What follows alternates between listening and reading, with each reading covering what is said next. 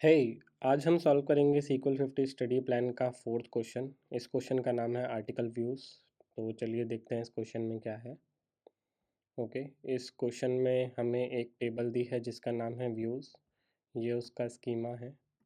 इसमें कॉलम्स हैं article ID, author ID, viewer ID and view date.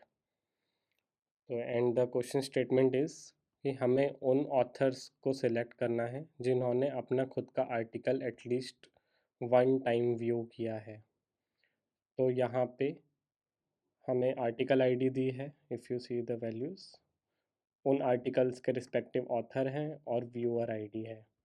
तो यहाँ पे एक चीज़ मेंशन है कि there is no primary key, which means कि there can be duplicate values in each column.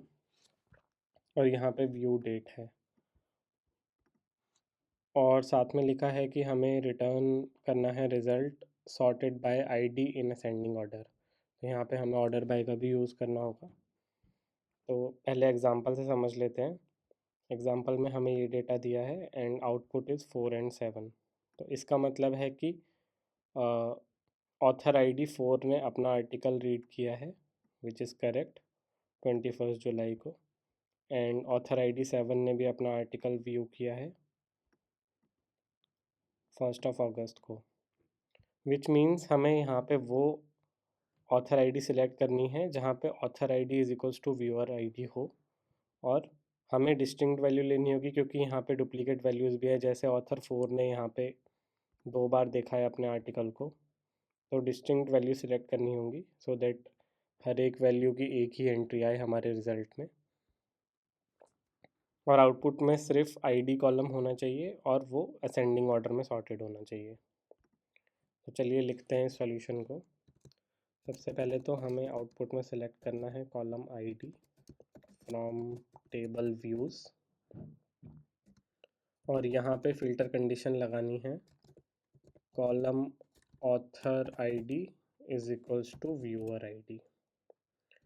तो जिन भी रोज़ के लिए author ID is equals to viewer ID हो, वो वैल्यूज़ हमें व्यूज़ से सिलेक्ट करनी है और ऑर्डर बाय लगाएंगे क्योंकि हमें ऑर्डर करना है इसको column ID in ascending order. By default ascending होता है, अगर हम चाहे तो यहाँ पे असेंडिंग ऑर्डर ASC लिख भी सकते हैं।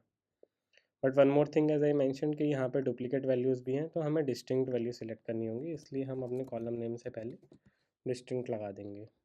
तो चलिए अब इसको चला के देखते हैं।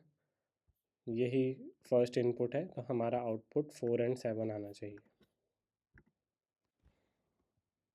ओके, सॉरी, यहाँ पे ओके हमें कॉलम ऑथर आईडी सिलेक्ट करना है, बट हमें इसको एलियास देना होगा आईडी। यहाँ पे ऑर्डर बाय में भी हमें ऑथर आईडी ही देना होगा।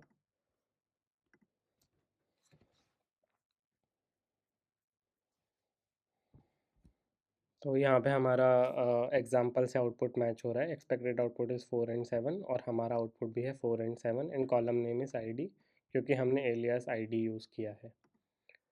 तो चलिए इसको सबमिट करके देखते हैं क्या हमारे सारे टेस्ट केस पास हो रहे हैं। ओके, ये सॉल्यूशन सक्सेसफुली सबमिट हो गया है। तो अब इस क्वेश्चन को हम स्पार्क स्काला में सॉल्व करने का ट्राई करते हैं।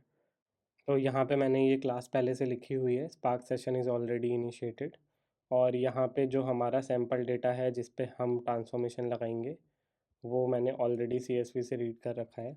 इस CSV का लिंक हमेशा की तरह आपको वीडियो डिस्क्रिप्शन में मिल जाएगा, या फिर आप चाहे तो आप अपना डेटा भी CSV में बना सकते हैं फॉर प्रैक्टिसिंग। ठीक है, अभी इस डेटा को रीड करके देखते हैं। ये टेबल हमें लीड कोड के टेबल से मिलनी चाहिए। तो आप देख सकते हैं कि ये डेटा बिल्कुल वही है जो लीड कोड क्वेश्चन में दे रखा है। यहाँ पे बस ये डेट इस तरीके से है, but actually there is no relevance of date column. अब हमें व्यूज़ डेटा फ्रेम पे फ़िल्टर लगाना है, तो यहाँ पे हम यूज़ कर सकते हैं वेयर, और हमारी कंडीशन है column name author ID should be equal to viewer ID. उसके साथ हमें सिलेक्ट करना है ऑथर आईडी। यहाँ पे क्योंकि हमें अपने आउटपुट में कॉलम को रीनेम करना है आईडी, तो यहाँ पे मैं कॉल फंक्शन को इंपोर्ट कर रहा हूँ और यहाँ पे मैं एलियास लगा के इसको रीनेम कर सकता हूँ ID. But again we needed to select distinct values only, तो यहाँ पे हम लगाएंगे डिस्टिंक्ट और साथ में लगाएंगे ऑर्डर बाय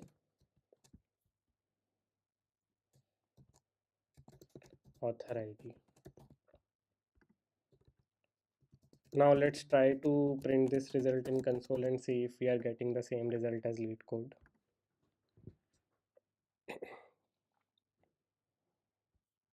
ओके, यहाँ पे हमें लीड कोड वाला ही रिजल्ट मिल रहा है, ID 4 and 7 जो हमें यहाँ पे मिला था। तो ये क्वेश्चन भी सॉल्व हो गया है SQL और स्पार्क दोनों में ही। आई होप आप भी साथ में प्रैक्टिस कर रहे हैं। Thank you for watching.